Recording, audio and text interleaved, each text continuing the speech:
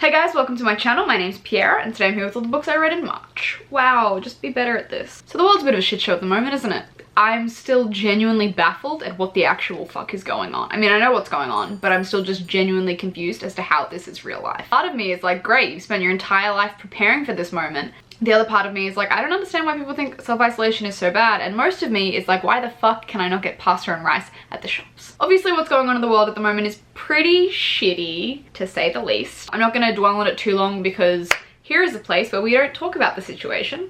We're here for escapism. A quick TLDR, I'm safe and good, Jacob is safe and good. I'm still working, Jacob is still working. Life pretty much continues as normal for us at the moment, except at my work it's like a no contact policy. So I'm like grabbing animals from the door and like running them in and doing this stuff and then dropping them back, and it's all very dramatic. But I understand it, so that's also fine. So apart from that, March before the lockdown was doing pretty well now that I think about it. I submitted for a writer's grant slash like pitched my pilot idea to this writer's mentorship that if you get it, they'll like kind of help you develop the pilot and then pitch it to places. I submitted the same thing for funding, wrote a script, finished a script. I finished 2 shows, I read 9 books, and I was 3 weeks into my gym program. Like I started with a PT and I was like on week 3, going into week 4, which was supposed to be my like heaviest weightlifting week, and then they shut the gyms down.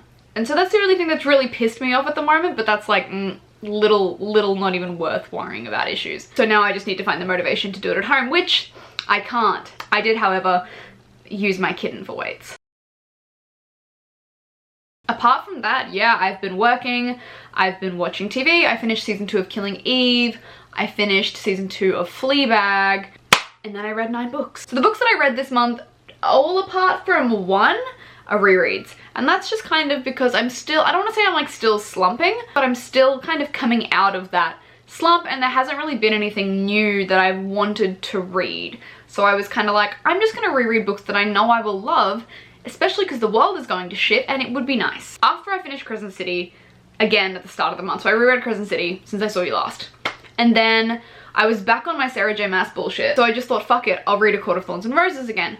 So I did. I remember thinking, when I first read this book, I didn't like it. And when I read it the second time, and every time that I've read it again to reread the new book, I didn't quite feel things about it. Like, it was just kind of like, yeah, cool. But obviously, knowing how the series ends now, I was just kind of like, I just wanted that, like, honestly, I just wanted smutty fantasy romance.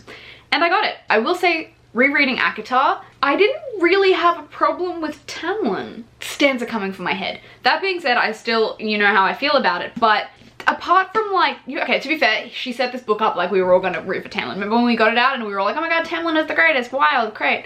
And then it flipped it on its head completely in Akamath. So throughout this book, I was kind of reading it as if I was like, didn't know what was coming next. And I was like, look, he's not that bad. Like, he does some questionable things, but so does literally everyone. And then when we obviously meet Rhysand towards the end, and when she's like down under the mountain and everything, I was just kind of like, he was a bit seedy. Like, obviously, well, he's got his reasons, but, you know, like, forcing her to dance and drugging her and then kissing her without her permission. There were all these things that I was just like, I didn't catch them until someone pointed them out to me. But that being said, like, I don't have a problem with any of those things. Like I said, I wanted smutty romance, and that's a thing.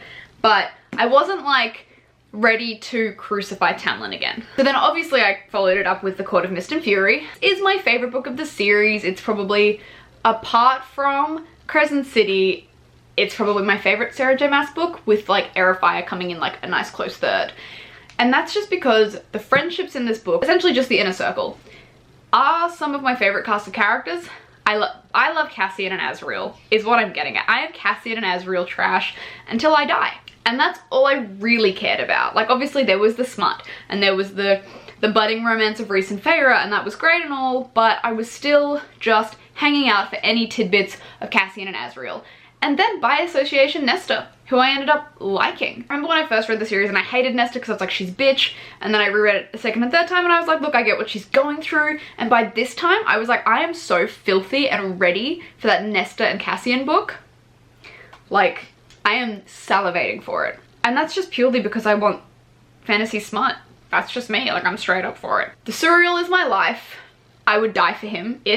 So then I read Aka War, which I remember not liking. I think I've only read that book once. Well, now I've read it twice, but so usually I'll do like a reread, like I'll finish a book and then just kind of flip. If I enjoyed it or if I wanted to read it again, I'll just flip it over and start again, which I don't remember doing when Aka War came out because I was like super underwhelmed by it. Reading it a second time, potentially a third time, I'm not quite sure. I didn't hate it as much. Again, all I really cared about was like Cassian and Azriel and a little bit of Nesta and sometimes Lucian, but like by this point, like Feyre and Rhys for me were like cool, they were endgame, they were sorted, I didn't really care about whatever the fuck was going on with them. I like a slow burn, I like a little bit of angst. I remember caring about Bryaxis. Not that we were even really sure what Bryaxis was, but I was into it. I remember when I read it, I really enjoyed it. I was really enjoying reading it. I was really into the smut. I was really just vibing some Sarah J Maas bullshit and then obviously comparing it to Crescent City, but then I was done. And so I read A Court of Frost and Starlight as well. This one is obviously just like the sequel novella where not much really happens. It's just like they're more like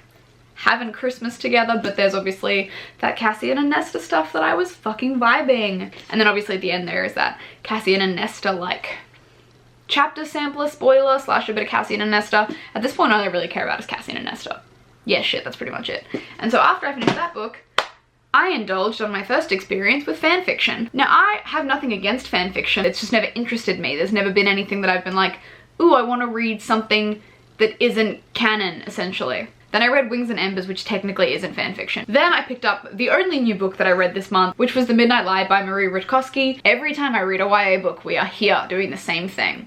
I was hopeful because it was a fantasy and it was a female-female romance. So I was excited and I was underwhelmed. The only thing that really caught my attention was the epilogue. Literally the last 4 pages of the book. There wasn't anything wrong with it, it just wasn't as enticing, and I think, I don't want to say like a high bar for female-female romance, which when you think about it, like if it was a hetero romance, people would be lacking that shit up. But because it's a female-female romance, I feel like because I'm so starved for female-female romance, that like any female-female romance is like, ooh, thank God, breadcrumbs, thank you for this gift. But it just wasn't enough. It wasn't what I was after. It's not terrible, it's just, it was very 2D. To be fair, there were some good things about it, like throughout the romance, one of the main characters kind of showed the other character that she had been mistreated and that she had been abused by people that she loved or she thought she loved. So that was a really interesting thing to explore, but it just wasn't enough for me to fully understand the romance. It felt very much like just baseline, borderline, breadcrumby sort of stuff. My bar for relationships now is really high, and I think that's just because the books that I like the most and the books that resonate with me the most are ones that are like, not even slow burn, but it just, you can see the relationship building and it's not just really structured. Like it's in the little things, it's in the moments that aren't piney and angsty and realizing how beautiful they are. It's in the moments that are like they're doing something and they just work together. It's hard to explain, but I think you know what I mean. Then because I was back on my bullshit, I reread Kings of the Wild, which I only read for the first time in I think December. This is one of my new favorite books ever, with the next book being probably one of my favorite books in the world. So Kings of the Wild, Nicholas Ames, I've got a review to it floating above. It's just a good fucking time. And for this one, I listened to the audiobook a little bit as well. Oh, brilliant. When I first started it, it's real southern and I was like, ooh, I don't know about that. But by like 10 minutes into it, I was like, this fits the theme and the tone of the book and the characters so fucking well that I was like, this is a production. This is a masterpiece. This is brilliant. And so if you're gonna read Kings of the Wild, I also recommend listening to the audiobook because the audiobook is brilliant. Again, just a really great story, obviously getting to reread it and especially listening to the audiobook, finding a lot of things that I missed because I read it so fast the first time, picking up on more stuff, just really enjoying the banter of the boys. Like this book does no wrong in my brain. I'm just so into it. But I essentially read it really fast because I really wanted to get to Bloody Rose, which is now one of my like, I'm gonna put like top 4 books. It's definitely up there. It's in like, yeah, my top 4 books or series in the world. I love the protagonist. We have a lesbian protagonist who goes into a female-female relationship with a bisexual woman, which I was just like, all of the good things. And this one is what I was saying earlier was lacking. This one kind of, you have those moments. You can see them falling in love. You can see them, I mean, not even falling in love, like you can just see the relationship building. There is a relationship there that isn't necessarily this cookie cutter, very well structured relationship, which is what I really love. And I love the relationship between Rose and Freecloud, which was just so beautiful. And the ending, again, fucked me up. I thought it would hurt less the second time, but it didn't. But this book is just, it's so good. It's so funny. The world is so well detailed. The characters are so fully formed and fully fleshed, and you get obviously throwbacks to Kings of the Wild, and you just get all of, like, this is just good fantasy. Like, it's good fantasy. Like, I think when I mentioned when I was reviewing it, this is your lighter hearted fantasy. Like, it fucks you up and there's some serious themes in there, but it's not your Game of Thrones, it's not your Name of the Wind, it's not your dramatic end of the world sort of fantasy. Like, there is that lightheartedness and there is that fun to it, which is what I really needed in fantasy, and I fuck with it. Read Bloody Rose. And then because I finished Chain of Gold last month and I was vibing relationships, Cassandra Clare writes really good friendships, and so I was like, fuck it, I will reread Lady Midnight, because I would die for Julian Blackthorne and the Blackthorne Children in a heartbeat. Although when I reread Lady Midnight, I forgot how dramatic Julian Blackthorne truly is. I fuck with it. And so I read Lady Midnight, and I'm halfway through Lord of Shadows at the moment, and then I'll read Queen of Air and Darkness, and that's just purely because I love Julian and Emma. I do. I know a lot of people hate them because they're like, oh, they're so whiny and annoying. I'm like, yes, they are.